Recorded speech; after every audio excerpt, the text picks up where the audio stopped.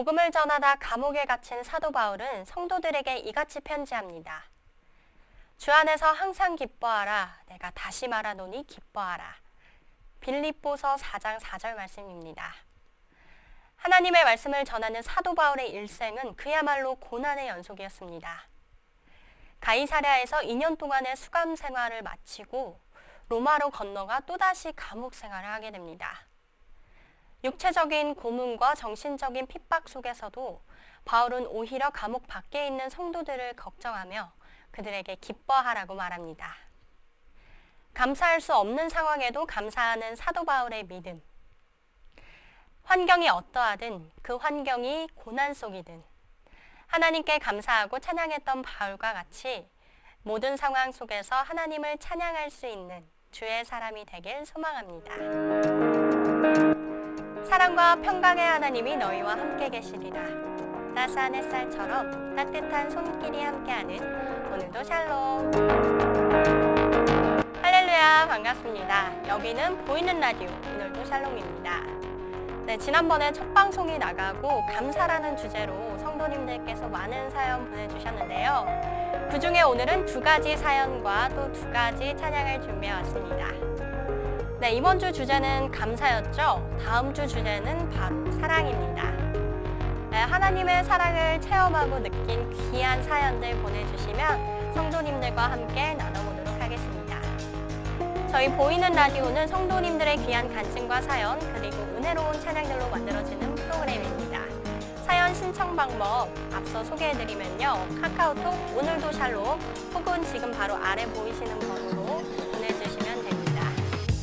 네, 다음의 주제는 바로 사랑이니까요. 많이 보내주시고요. 주제와 상관없는 그런 귀한 이야기들도 얼마든지 보내주시면 됩니다. 네, 그러면 오늘은 어떤 간증들이 기다리고 있을지 기대하면서 첫 번째 사연입니다. 느지막이 결혼을 했습니다. 그렇게 아이가 태어났고 살아가면서 처음 행복이란 것이 무엇인지 알게 됐습니다. 그런 금쪽 같은 아이가 태어난 지 몇 날이 못 되어 많이 아프기 시작했습니다. 대혈맥 전이증, 동맥과 정맥이 꼬여 숨을 못 쉬는 병이었죠. 12시간이 넘는 대수술을 받아야만 했습니다. 그때까지만 해도 믿음이 연약했던 저였기에 이렇게 어려운 일이 생길 때면 나의 힘과 능력으로 해결하려 했습니다. 하지만 이것은 도저히 제 힘으로는 해결할 수 없는 문제였죠. 그제서야 교회 모든 분들께 기도를 요청했습니다. 그렇게 수술날이 되고 간절한 마음으로 기도했습니다. 12시간이 넘는 시간 끝에 열린 수술문에는 표정이 좋지 않은 의사 선생님의 얼굴이 보였습니다. 저 어린 것이 무슨 죄가 있어서 저렇게 고통을 받아야만 하는지 가슴이 무너졌습니다. 그날 밤 저는 꿈을 꾸었습니다. 수술대 위에 2명의 손이 있었습니다. 작은 손 위에 하나의 큰 손. 그렇습니다. 바로 하나님의 손이었죠. 수술이 끝나고 며칠 뒤 경과가 눈에 띄게 좋아졌다는 의사 선생님의 말을 들었습니다. 그렇습니다. 하나님께서 일으키신 기적이었죠. 여기서 그치지 않고 하나님은 더 많은 것을 섭리해 주셔서 수술비의 80%를 지원받을 수 있게 되었습니다.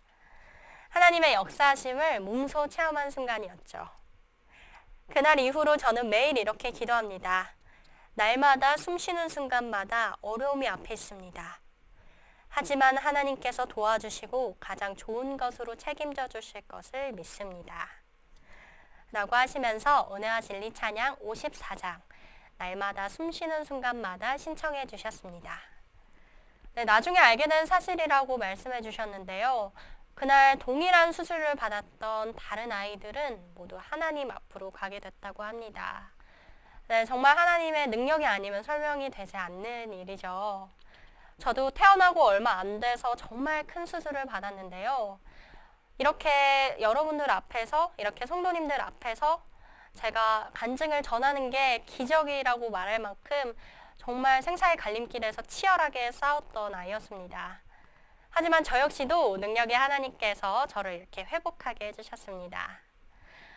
이런 힘든 일이 있었지만 이것을 계기로 하나님을 믿지 않았던 저희 어머니께서 하나님을 만나는 구원의 선물까지 주셨으니 정말 하나님의 은혜는 말로 할 수가 없는 것 같아요.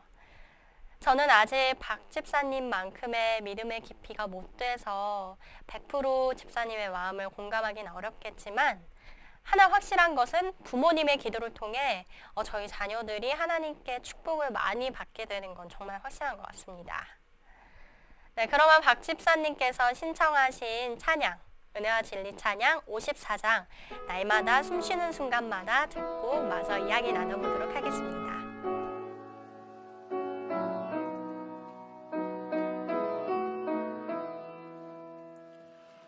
날마다 숨쉬는 순간마다 내 앞에 어려움이 보내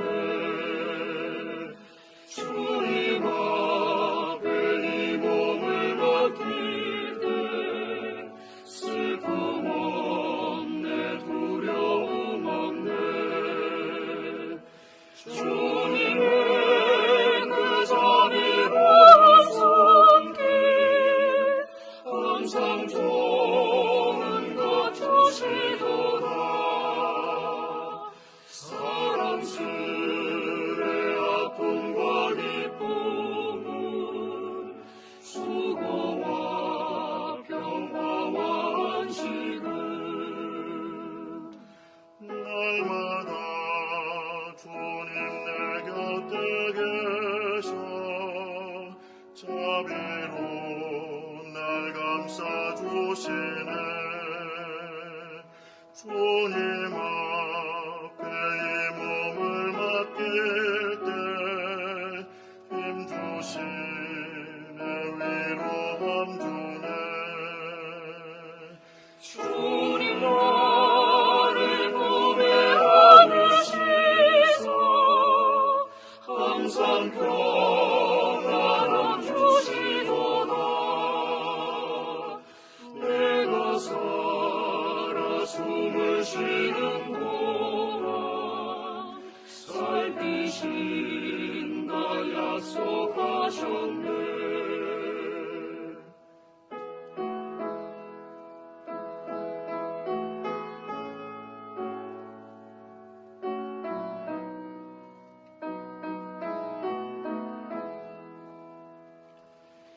인생의 어려운 순간마다 주의 약속 생각해보네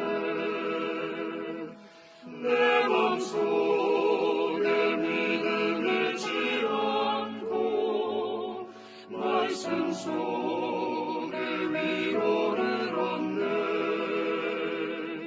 주님의 도우심 바라보며 모든 어려움 이기도다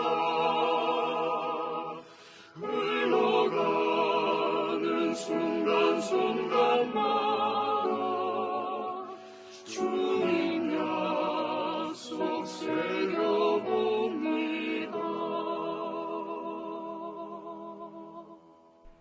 네, 두 번째 사연은 은혜와 진리 찬양 194장과 함께 보내주셨습니다.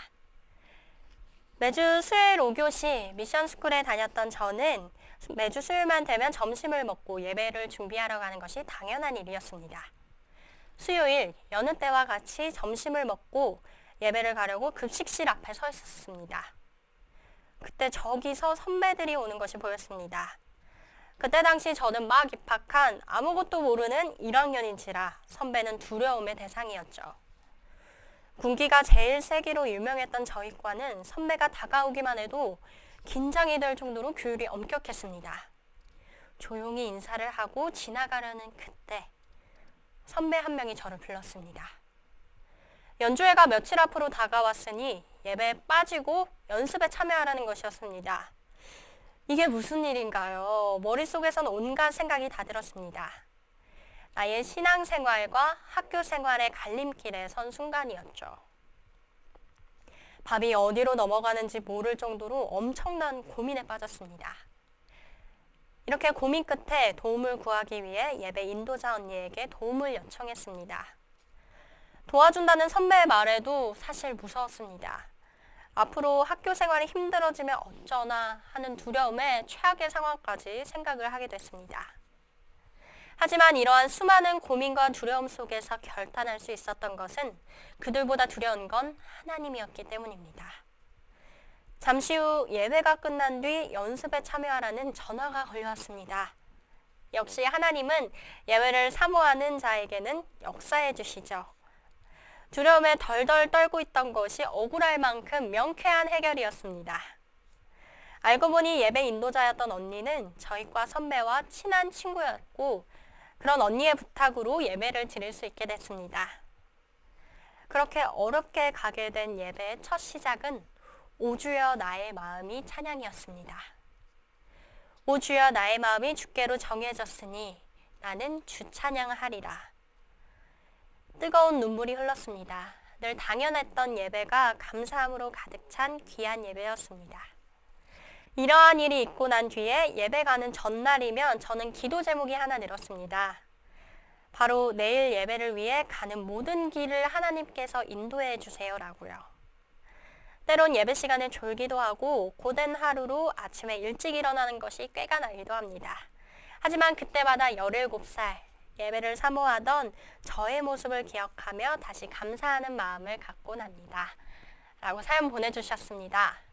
네, 혹시 눈치채셨나요? 네, 마지막 사연은 바로 저의 이야기로 마무리를 해봤습니다.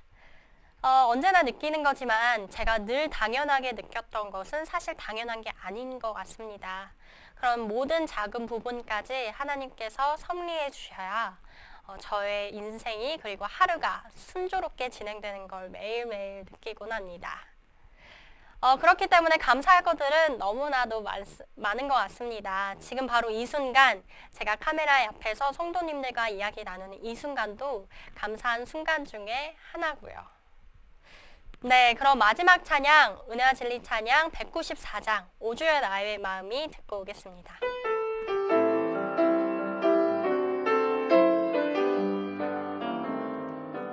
오 주여 나의 마음이 주께로 정해졌으니 나는 주 찬양하리라.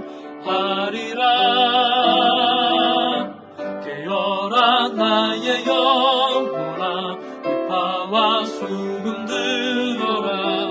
이 새벽에 내가 찬양하리라. 멜로디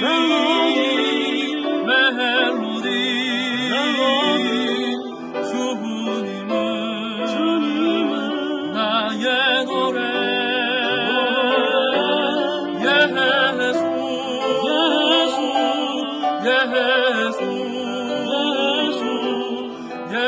예수 찬양하리.